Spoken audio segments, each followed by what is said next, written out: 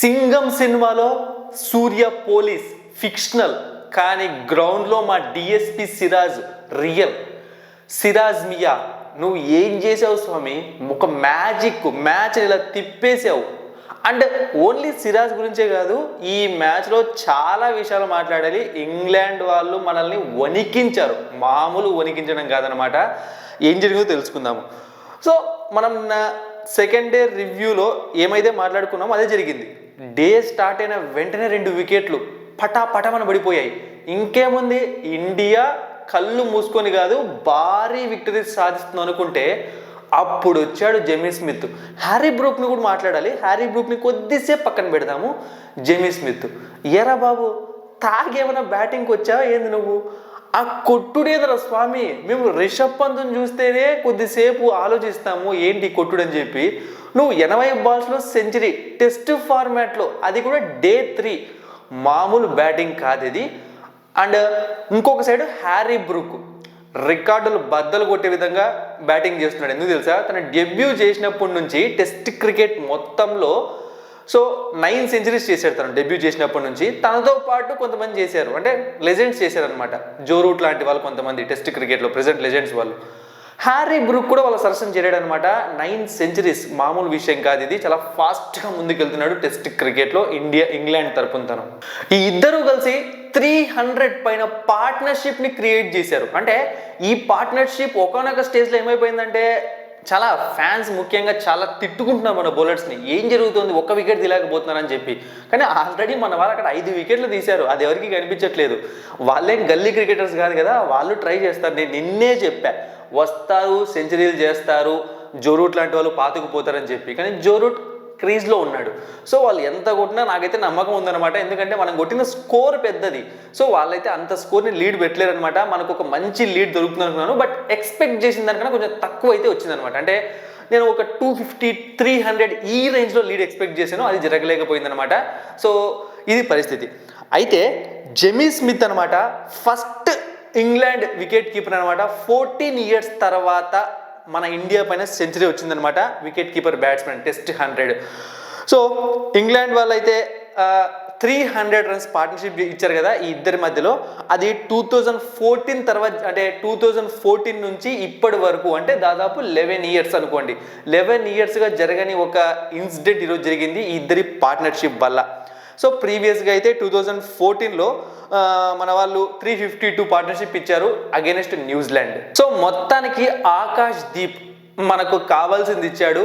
303 partnership create అయ్యాక Harry బ్రూక్ని out చేశాడు అనమాట. సో మొత్తానికి ఆ పార్ట్నర్షిప్ అన్నది ఎండ్ అయిపోయింది.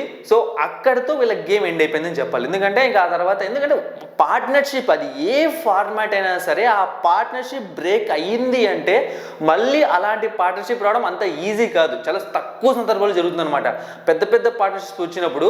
సో అది బ్రేక్ అయిపోయిందంటే ఇంకా అక్కడితో మ్యాచ్ అయిపోతుంది. అదే జరిగిందనమాట. సో ఇక తర్వాత సిరాజ్, ఆకాష్ దీపు, ఎందుకంటే ఇద్దరే వికెట్స్ తీశారు. మరి మిగతా వాళ్ళు బౌలింగ్లో ఏ మాత్రం కూడా అసలు చూపించలేకపోయారు అనమాట వాళ్ళ పసని. సో ముఖ్యంగా Nitish Kumar Reddy batting fail, bowling fail. So మనోడు ఇదే కంటిన్యూ అయితే ఫస్ట్ ఇండియా టీం నుంచి బయటకు వెళ్ళిపోతాడు. లాస్ట్ సీజన్ ఐపీఎల్ ఫెయిల్, ఇంకొక సీజన్ చూస్తారేమో మహా అయితే. సో ఆ సీజన్ కూడా ఫెయిల్ అయ్యాడు అనుకోండి, ఇక తర్వాత ఐపీఎల్ నుంచి కూడా బయటకు వెళ్ళిపోవచ్చు. అంటే మన ఆంధ్ర ప్లేయర్, మన తెలుగుడు కదా, కొంచెం సపోర్ట్ చేయాలన్నమాట. ఎందుకంటే ఇప్పుడు సపోర్ట్ చూడండి, మన తెలుగు ప్లేయర్ ఇంకొకరు, అంటే తెలుగు అతనికి రాకపోయినా సరే మన హైదరాబాదీ ప్లేయర్ కాబట్టి. సో అలా సిరాజ్ లాగా బాగా ఆడాలని కోరుకుంటాము, అలాగే నితీష్ కుమార్ రెడ్డి కూడా బాగా ఆడాలని కోరుకుంటాం అనమాట. ఇలా ఫామ్ కంటిన్యూ చేస్తే చాలా కష్టం అవుతుంది. సో ఏదో విధంగా టీంకి అనేది హెల్ప్ అనేది జరగాలి, అది జరగట్లేదు. సో సిరాజ్ 70 రన్స్ ఇచ్చి 6 వికెట్స్ తీసుకున్నాడు ఎడ్ బెక్స్టన్ గ్రౌండ్లో. ఒక మెమరబుల్ బౌలింగ్ చేసాడు అనమాట. తన కెరియర్లో నిలిచిపోతుంది అనమాట. ఇంగ్లాండ్ వాళ్ళ బ్యాటింగ్ విషయానికి వచ్చామంటే ఒక ఫన్నీది ఉందనమాట. ఫస్ట్ 21.4 ఓవర్స్లో వాళ్ళు 84 రన్స్కి 5 వికెట్స్. ఒకనొక స్టేజ్లో ఫాలో ఆన్ ఆడతారేమో అనుకున్నారు, కానీ ఆడలేదు. కానీ తర్వాత 61.1 ఓవర్స్లో 303 రన్స్ చేశారు ఆ ఇద్దరి partnership. Last 7.2 ఓవర్స్లోనే 20 రన్స్కి 5 wickets.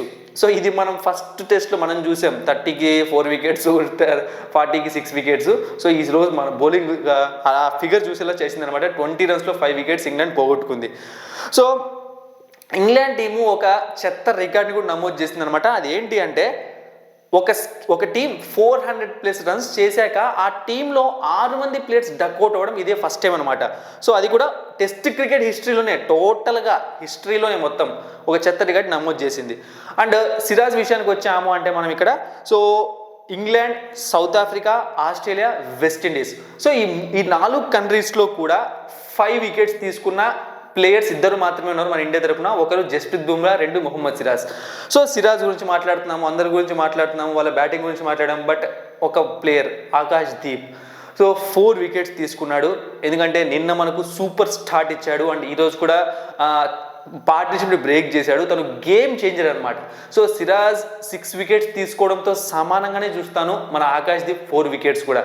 So but support దొరికింటే ఇంతవరకు కూడా వచ్చేది కాదేమో, నాకు తెలిసి రేపే మ్యాచ్ అయిపోయేది కూడా పూర్తిగా. సో ఇప్పటికైతే మనకు ఒక మంచి లీడ్ అయితే ఖచ్చితంగా వస్తుంది, డౌట్ లేదు. ఎందుకంటే మన వాళ్ళు చూసారంటే యశస్వి జైస్వాల్ అవుట్ అయ్యాడు 28 రన్స్. అయితే మీకు గొడవ గుర్తుందా ఇద్దరి మధ్య, అంటే ఇద్దరి మధ్య కాదు, బేసిక్గా అక్కడ యశస్వి జైస్వాల్దే తప్పు ఉందన్నమాట. అంపైర్ మనకు సపోర్ట్ చేశాడు, మనం ఏం చేయలేము.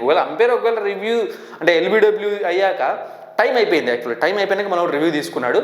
సో అంపైర్ ఇచ్చాడు, అదేం మోసం కాదు కదా, రివ్యూ అడిగాడు, అంపైర్ ఇచ్చాడు. సో యశస్వి జైస్వాల్ తీసుకున్నాడు. బట్ బెన్ స్టోక్స్ రావడము, కేఎల్ రాహుల్ రావడము, ఆ టైంకి ఇంగ్లాండ్ క్రౌడ్ మొత్తం అక్కడ స్టేడియంలోని వాళ్ళు మాక్ చేయడము, అంటే బూ అని చెప్పి అరవడం, ఇలాంటివి చేయడము జరిగాయి అనమాట.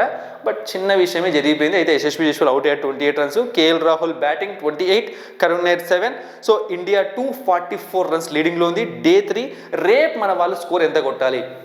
సో ఆడుతూ పాడుతూ మనోళ్ళు రేపు నాకు తెలిసి ఈజీగా ఒక 60-65 ఓవర్స్ ఆడేస్తారనమాట. ఎందుకంటే వాళ్ళకి బ్యాటింగ్ ఇవ్వాలి, ఇస్తేనే కదా మనకి మ్యాచ్ గెలిచేది. లేదా ఒక 50 ఓవర్స్ ఆడతారనమాట. ఎందుకంటే 400 అబోవ్ రన్స్ పెట్టాలి టార్గెట్. ఎందుకంటే 250 అరౌండ్, ఇంకొక 150-200 కొడితే పెద్ద ఏమంటారు కొట్టడం కూడా పెద్ద కష్టమేం కాదు. కాబట్టి ఆ స్కోర్ కొట్టారనుకోండి మ్యాచ్ ఈజీగా గెలిచే అవకాశాలు ఎక్కువగా ఉంటాయి. ఎందుకంటే బట్ గెలవాలి అంటే ఇంకొక విషయం ఉందన్నమాట. ఇక్కడ వికెట్స్ పడాలి, అందరూ కూడా వికెట్స్ తీసుకోవాలి. ఓన్లీ ఒకరిద్దరి పైన ఫోకస్ పెడితే, లేదంటే ఒకరిద్దరి మీద ప్రెజర్ పెడితే జరగడం చాలా కష్టం అవుతుంది. చూద్దాం ఏం జరుగుతుందో. India is going in good way. నేను నిన్నే చెప్పా ఈ టెస్ట్ మ్యాచ్ మనదే, రాసి పెట్టుకోండి. సో ఇప్పటికీ నమ్మకంగా ఉన్నాను, ఖచ్చితంగా ఒక సూపర్ విక్టరీ సాధిస్తాము అని చెప్పి. చూద్దాం ఏం జరుగుతుందో. Thank you for watching and supporting me.